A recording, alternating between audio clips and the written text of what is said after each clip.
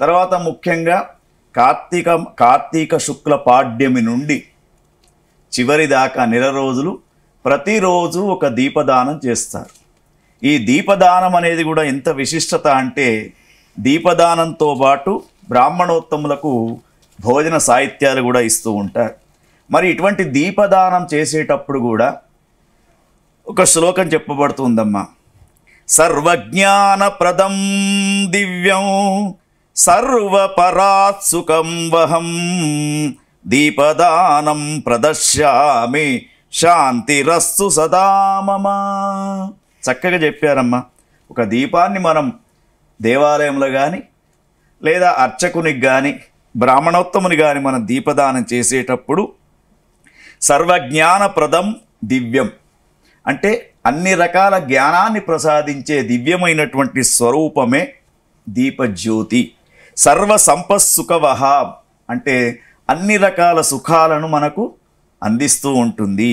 దీపదానం ప్రదశ్యామి శాంతిరస్సు సదా మమ అంటే ఈ దీపదానం నేను నీకు ఇస్తూ ఉన్నాను. యాదేవి సర్వభూతేషు కాంతి రూపేణ సంస్థిత నమస్తస్యై నమస్తస్యై నమస్తస్యై నమో నమః అంటే కాంతి స్వరూపము సాక్షాత్ అమ్మవారు. అంటే దీపజ్యోతి మహాలక్ష్మి స్వరూపంగా చెప్తూ ఉంటారు. ఆ దీపదానం చేసినప్పుడు మనకు శాంతి సౌఖ్యము ఎప్పుడు కలగాలని చెప్పేసి ఆ దీపదానాన్ని చేస్తూ ఉంటారు. కాబట్టి ఈ దీపాలల్లో కూడా అనేక రకాలు ఉన్నాయి. దీపావళి రోజున ఒక దీపాన్ని వెలిగించాలి దక్షిణం వైపుకు, దాన్ని యమదీపం అంటారు. అపమృత్యు రాకుండా కుబేర దీపం అంటారు. ఇంకా అనేక రకాలైనటువంటి దీపజ్యోతులు వెలిగిస్తూ గంగా నదీ తీరంకు వెళ్ళి ఆ దీపజ్యోతులను నదిలో వదిలిపెడితే విశేషమైనటువంటి పుణ్యంగా చెప్తూ ఉంటారు. అలాగే గురువుగారు, ఇప్పుడు కార్తీక మాసంలో వనభోజనాలకి చాలా ప్రత్యేకం ఉంటుంది.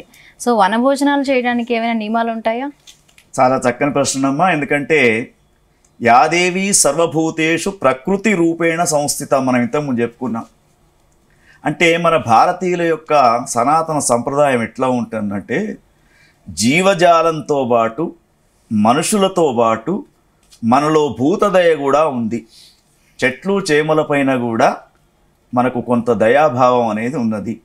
అందుకే ప్రతి సంవత్సరం కూడా కార్తీక మాసంలో ఒకరోజు తప్పకుండా వన సమారాధన అని దీనికి పేరు. దీన్నే కార్తీక వన భోజనాలు అంటూ ఉంటాం.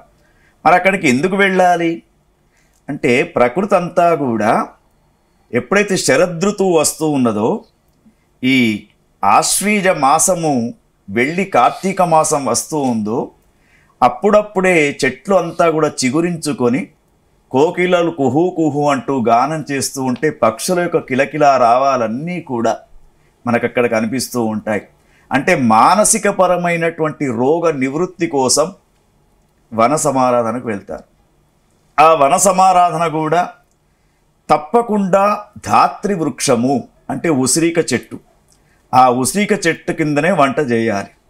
వంట చేసిన తర్వాత ఇప్పుడు ఎట్లా ఉందమ్మా మన కుటుంబ వ్యవస్థలు, ఎవరికి వారే యమునా తీరే. కాబట్టి ఉమ్మడి కుటుంబ వ్యవస్థ అనేది నశించిపోయింది.